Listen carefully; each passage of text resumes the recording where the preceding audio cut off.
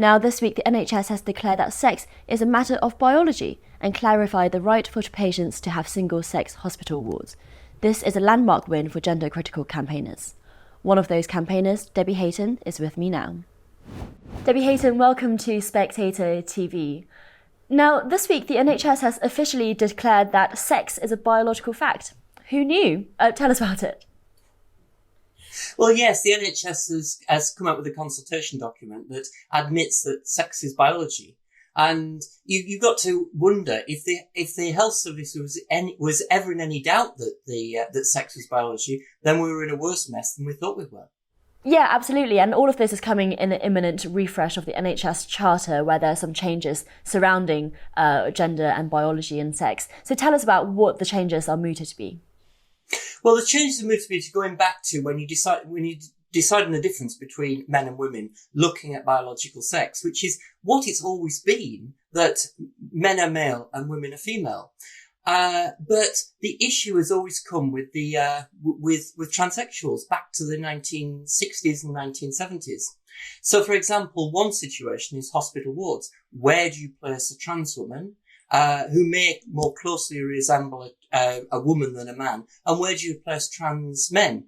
Now, I suspect in the past that local decisions have been made according to what could be called as the principle of least surprise. If somebody looks like a woman and sounds like a woman and is perceived to be a woman, then you place them on the woman's ward. And that worked.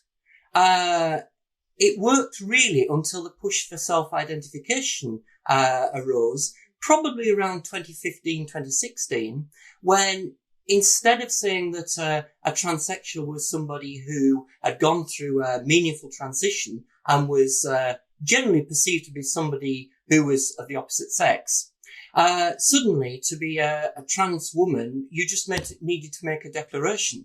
So we had an increasing number of difficult situations, and it's untenable. You can't be in a position where a man declares himself to be a woman and then has access to women's spaces. And finally, the NHS has come round to realising that.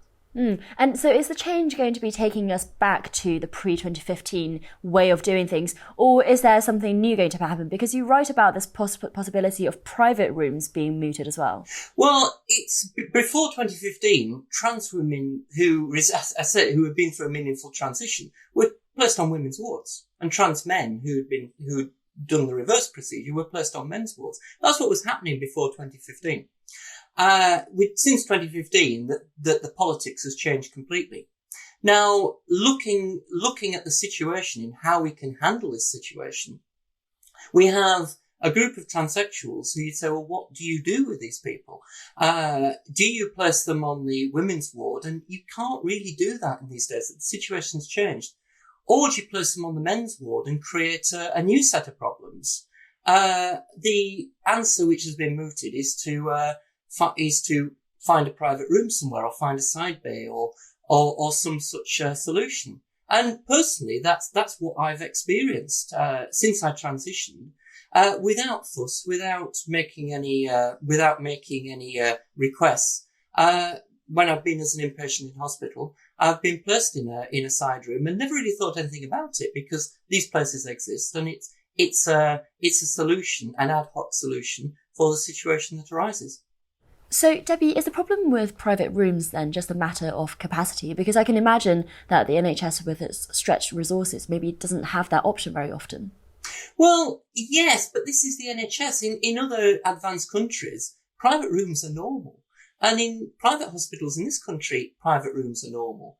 And one of the hospitals which I've used since I transitioned was a new purpose-built hospital, which had mixed sex wards, but within those mixed sex wards, everybody had a private room within that ward. That's the normal way of working, in other countries. So really, I suspect it's that the NHS has got a lot of legacy infrastructure which was not designed that way, and that's where issues can come in. Yeah, absolutely. Now, in reaction to this latest development, because it's the government that's suggesting these changes, some NHS bosses have accused the government of dragging the institution into a culture war. For example, Matthew Taylor, chief executive of the NHS Confederation, said that ministers would be better off improving NHS funding rather than talking about these culture wars issues. But, it just strikes me that they don't seem to think that single-sex spaces is a really real issue. It's not just a symbolic culture wars you think that ministers think is going to win the votes. For the women and the men involved here, it's a matter of safety. Well, yes, and safety and comfort, and it's treating people with respect as well. If you must share sleeping accommodation with other people, then let it be your own sex. And it seems to me that by telling the government that they're engaged in a culture war, no, that's not the case. It's standing up for people and standing up for people's rights, which is what the government's actually done here. But when it comes to the day-to-day implementation of the policy, then it comes down to individual hospitals. And a hospital manager is in a tricky situation if a transsexual comes in, perhaps a post-operative transsexual who has been transitioned 20, 30 years, routinely perceived to the opposite sex. Do they place that, if needs must, do they place that person on a ward which is with their own biological sex? And in that case, if that happened, it would cause a new set of problems, which is, as I tried to explain in the piece for the Spectator. But it's not the government that deals with those local situations. It's individual hospital managers. The fact is, there should be sufficient resources so that anybody who wants privacy should be able to request it. But that's a funding issue, and that does come back to the government. So you mean you also wouldn't be comfortable with a situation where, let's say, a trans woman, born male, but has since transitioned, is put onto a male ward? Well, you could say that myself. I'm quite robust. I'd be happy on a male ward. But it's the comfort of everybody around. What's important is how we perceive other people. That's what matters when we look at a person and say, that's a woman, that's a man. And if somebody is routinely perceived to be a woman and is placed on a men's ward, that's going to cause local issues in that situation. We can muddle on through, but it's not going to be something that would just pass unnoticed. And the other way around, a trans man who has transitioned female to male and has been taking testosterone and looks like a man, sounds like a man, and very much is perceived to be a man, would you place that person on a women's ward? Now, you can do, but we're creating a new set of problems, and those problems would have to be dealt with by local hospital managers and not by the government. Now, Debbie, in the last few weeks, Hilary Cass released her review into the Tavistock Clinic as well as the NHS's gender offerings in general, finding that puberty blockers has such weak evidence that she was shocked that they were ever institutionalised. Have you noticed a change in the conversation surrounding gender since then? Because it seems to me like people, for example, Labour politicians are now much more comfortable to be gender critical in this way. You put yourself out there through your writing and through your work. Have you noticed a shift in the conversation? Yes, I have. It seems that the default position shifted, the null hypothesis, if you would like.